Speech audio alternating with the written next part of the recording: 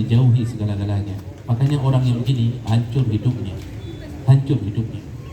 Kalau ada jok yang basah tidak diberikan untuknya, itu orang pelit. Maka oleh karena itu Allah mengatakan, wala taj'al yadaka maghlulatan ila unuqik. Janganlah hidup terlalu pelit. Jangan. Allah benci, malaikat benci, semua makhluk benci kepada orang yang pelit. Jadi kalau begitu apa yang harus kita lakukan Bapak Ibu? Lawanlah pelit ini, yaitu dengan memperbanyak sedekah. Perbanyaklah sedekah. Orang sedekah dipelihara Allah, dicintai makhluk di langit, dicintai makhluk di bumi. Tidak ada yang membenci orang sedekah. Seluruh pengemis kalau ketemu orang sedekah tersenyum. Tapi kalau ketemu orang pelit, pengemis dari jauh sudah menghindar. Kata sesama pengemis, "Oh, usah kita dekat-dekat sama bapak tu, rugi aja hidup kita dekat sama dia." Tak akan dikasihnya, tak akan dikasihnya, mati tak dikasih. Kalau kata bahasa Acehnya, mati hebi, teriak mati. Begitu kata pengemis. Pengemis enggak doakan, tapi orang ahli sedekah didekati semuanya. Pengemis semuanya senyum melihat orang ahli sedekah, mendekat sampai dikeluarkanlah sesuatu. Begitulah orang-orang yang dimuliakan Allah. Orang sedekah ini dicintai Allah, bahkan bisa membuat diubahnya takdir dari Allah Subhanahu wa taala. Maka salah satu hadis Nabi mengatakan apa?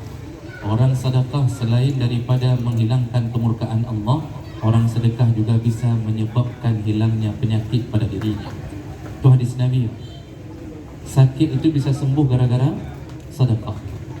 Maka bapak-bapak, kalau kita suka sedekah, takdir Allah misal kita akan terkena penyakit stroke atau terkena penyakit apalah yang berat-berat yang menghabiskan dana, Allah bisa rubah takdir itu. Karena banyak sedekah, selalu asal lihat Masjid Jami di scan dengan kris tadi, misal asal lihat scan, lihat isteri orang juga di scan, lihat anak orang di scan, pokoknya terjadi scan saja dia kasih setiap hari, dia selalu sedekah. Itu dalam takdir Allah, di tahun sekian umurnya 60 dia akan terkena penyakit tertentu. Kita anggaplah dia mungkin dalam takdir Allah terkena penyakit kanker atau yang berat apa sajalah, paru-paru basah, asam lambung, pokoknya yang menghabiskan dana, kemo sana kemo sini. Kalau dia ahli sedekah, Allah bisa buat takdir itu terjadi, tapi dirubah jalannya. Takdir tetap terjadi, dia akan sakit, tapi dirubah dari kanker menjadi panu. Allah rubah dari kanker menjadi panu. Jadi kita cuma ada panu saja di badan. Padahal seharusnya itu kanker itu. Cuma karena kita ahli sedekah dirubah menjadi panu. Tapi jangan di-scan panunya, enggak keluar itu nomor krisnya. Ya. Jadi Bapak Ibu yang Allah muliakan, kalau panu itu berapa modal? Cuma 5.000 Pak. Belikan panak selesai. Kalau sempat kemo ratusan juta. Enggak bisa di Medan ke Jakarta, enggak bisa ke Jakarta ke Singapura. Ratusan juta. Gara-gara suka bersedekah, Allah bisa rubah keadaan itu. Makanya bapak-bapak yang panu, berarti itu sebenarnya kanker. Kalau ada panu, istri saya ada panu, itu sebenarnya beliau kanker. Cuma karena suka sedekah, Allah rubah menjadi panu. Itu hebatnya orang bersedekah. Kalau di surga jangan ditanya. Orang bersedekah disediakan satu pintu khusus, namanya babus sedekah. Nabi yang mengatakannya. Ada di surga satu pintu khusus namanya babus sedekah. Dan itu didominasi oleh orang-orang yang ahli sedekah. Tadi kata Pak Jamil, ada di antara jamaah setiap hari bersedekah, tiap hari bersedekah. Yang melalui kris ini, itu insya Allah beliau akan masuk ke dalam babus sedekah. Kita ini kan tidak mampu beramal dengan semua amal sekaligus, Pak. Ada yang pintar mengajar, tidak pintar untuk bersedekah karena tidak mampu. Ada yang mampu bersedekah, tidak mampu sholat tahajud karena kelelahan dalam bekerja. Ada yang mampu sholat tahajud, punya kekurangan di bidang yang lain. Maka pintu surga disediakan bagi yang dominan melakukannya. Salah satunya adalah orang yang ahli sedekah, yud'a min babis sedekah. Kata Nabi, dia akan dimasukkan dari pintu sedekah. Maka kita yang nggak sanggup sholat tahajud, yang nggak sanggup puasa Senin Kamis, ambil pintu sedekah. Yang ahli puasa dipanggil dari pintu raya. Nggak sanggup, jangan paksa. Jangan sampai pingsan-pingsan di setiap Senin Kamis. Ambil dari pintu sedekah, bersedekahlah banyak-banyak. Jadi kalau sudah sifat begini muncul, maka insya Allah terpelihara. Allah kirim keberkahan, keluarga dipelihara Allah. Orang-orang yang bahagia dengan berkah sedekah, itu istrinya dilunakkan oleh Allah Subhanahu Wa Taala. Jadi nggak banyak nuntut, tidak merepet. Anak-anak dilunakkan oleh Allah. Walaupun kita kirim ke pesantren, jajannya nggak banyak, apapun dia bisa terima. Itu dari mana dapat itu, Pak? Kasih sayang itu dari Allah. Dari mana dapatnya? Keberkahan. Keberkahan apa? Keberkahan sedekah. Nah, ini nasihat Allah pertama, jangan hidup dengan pelit.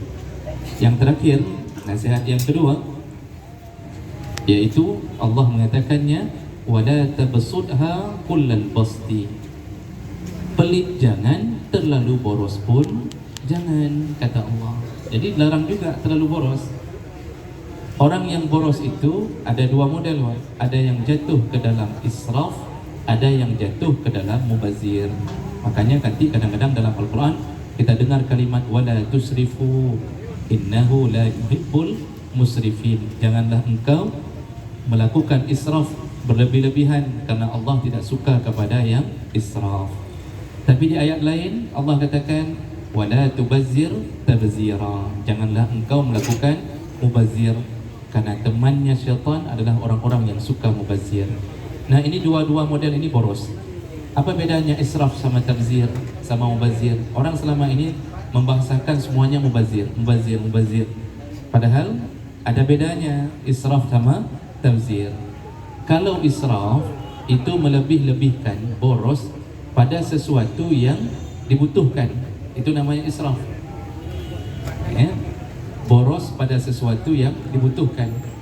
Kalau mubazir, boros pada sesuatu yang tidak dibutuhkan. Kita makan minum butuh, tapi membuang-buang makanan dan minuman itu dilarang, maka disebut israf. Allah mengatakan kulu washrabu, makan dan minumlah, wala tusrifu, jangan berlebih-lebihan. Maka tidak baik gaya hidup makan minum terlalu berlebih-lebihan. Di rumah itu isi kulkas sampai penuh meledak, tapi tidak dimakan. Busuk, satu-satu busuk, ikan busuk, ayam busuk. Nanti belinya macam model makanan snack anak-anak, martabak dibeli malam tidak habis, simpan dalam kulkas. Yang mie kemarin tidak habis, simpan dalam kulkas. Sampai seminggu mie sudah keras, sudah terjaga, sudah keras sekali. Itu akhirnya buang. Yang martabak buang, semuanya buang. Makanan, minuman, jus macam-macam ada. Nanti ujungnya masam karena sudah lama. Itu semuanya boros yang dilarang. Jadi pada sesuatu yang dibutuhkan itu namanya israf. Berwudu itu butuh, kalau enggak asal salat. Tapi buang-buang air wudu, sebelum wudu sudah buka keran duluan, baru lipat lengan tangan, baru dilipat, baju baru dilipat, sedangkan keran sudah buka duluan. Itu namanya israf. Wudu itu secukupnya, jangan buang-buang air. Pada sesuatu yang wajib, sesuatu yang butuh juga dilarang boros. Apalagi pada sesuatu yang tidak dibutuhkan.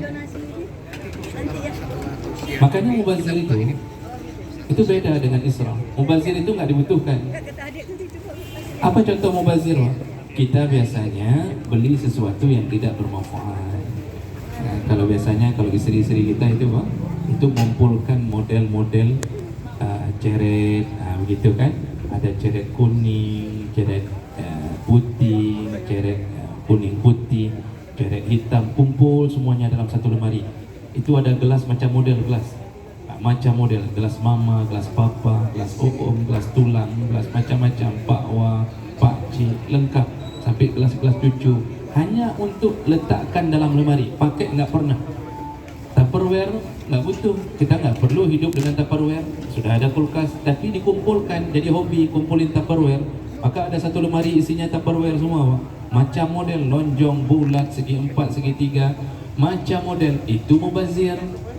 Kalau bapak-bapak biasanya apa? Biasanya kalau sudah model-model gaji di atas 15 juta, 20 juta, itu muncul tuh bisikan syaitan untuk mubazir. Hobinya koleksi jam, di mana-mana pergi beli jam, itu dalam lemarinya jam semua. Nanti hari Sabtu Minggu dia atur jamnya di atas kasur, dia tidur di atas jam itu, dia guling-guling ke atas jam. Nah, dia menemukan kenikmatan yang dalam kegilaannya itu.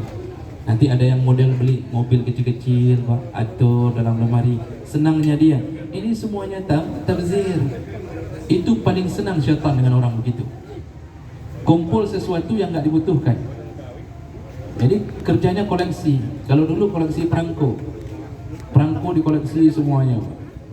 Sekarang macam-macam model orang. Nah, inilah kegiatan yang dilarang oleh Allah Subhanahu Wa Taala. Janganlah engkau terlalu boros, juga jangan terlalu kikir. Jadi bagaimana solusinya? Khairul umur awsatuha. Bersikaplah sedang-sedang saja. Pelit jangan, boros pun jangan. Sedekah perlu, tapi jangan berlebihan. Dilarang Pak sedekah berlebihan. Kita ini juga jangan sampai gila-gilaan. Jangan sampai ketika disuruh sedekah, semua gaji kita sedekahkan, habis itu isteri minta cerai. Kan bodoh. Jadi begitu dengar ceramah sedekah, langsung dia scan dengan kris, Pak.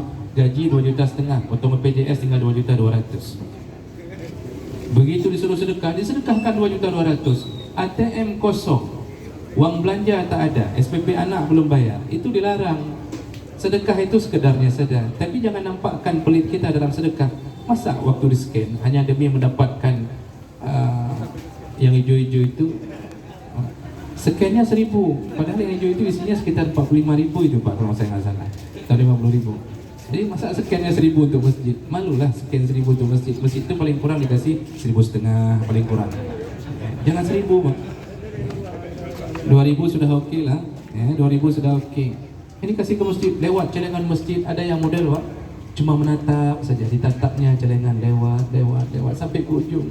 Pak, besok datang lagi ke masjid, lewat sampai ke ujung. Di mana pahalanya? Ya, pahalanya ya cuma dorong celengan itu saja Pak. Makanya berhati-hati dalam urusan terlalu bersemangat bersedekah. Tapi Ustaz Abu Bakar kok sedekahnya habis-habisan Ustaz, sampai habis seluruh hartanya. Itu Abu Bakar. Beliau imannya tidak sama dengan iman kita Pak. Istrinya siap, anaknya siap. Asma binti Abu Bakar sampai nggak ada apa-apa lagi di rumah. Ketika Abu Bakar hijrah dengan Nabi, itu semua harta sudah dihabisi oleh Abu Bakar untuk perjuangan hijrah bersama Nabi. Sampai yang tinggal di dalam satu karung cuma batu-batuan. Anaknya Asma yang kasih tahu kepada ayah Abu Bakar, Abi Quhafah, ayah, untung masih ada ini. Ayahnya buta, dipegang Pak, dari balik karung. Dipikirnya itu gandum yang sudah dibulat-bulatkan, padahal batu. Gak ada apa-apa lagi. Itu Abu Bakar. Kita kalau berani kayak Abu Bakar Pak, coba sedekahkan semuanya. Hancur hidup kita Pak, hancur. Betul-betul hancur. Itu sudah. Semua istri berangkat, 4-4-nya berangkat semuanya. Gak ada yang mau bertahan satu pun. Anak-anak semuanya menyesal punya ayah, bodohnya minta ampun kayak gini. Habis uang untuk sedekah. Enggak disuruh oleh Allah begitu. Sedekah sekedarnya saja. Jangan terlalu berlebihan. Pelit pun jangan terlalu begitu nasihat Allah Subhanahu Wa Taala kepada kita. Maka Bapak Ibu, marilah kita pelihara sifat sedekah ini. Enggak perlu banyak, tetapi selalulah rutin. InsyaAllah Allah selalu meridai amalan kita, insyaAllah. Saya cukupkan sampai di sini karena waktu kita, biar ada waktu sedikit untuk berbagi kebahagiaan dari saudara-saudara kita. Ini bagaimana mengatur? Ditutup dengan doa atau bagaimana? Langsung tutup dengan doa.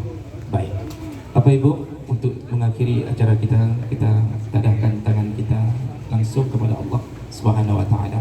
A'udzubillahi minasyaitonirrajim. Bismillahirrahmanirrahim. Alhamdulillahirabbil alamin, hamdan yuwafi ni'amahu wa yukafi'u mazidah. Ya Rabbana lakal hamdu kama yanbaghi li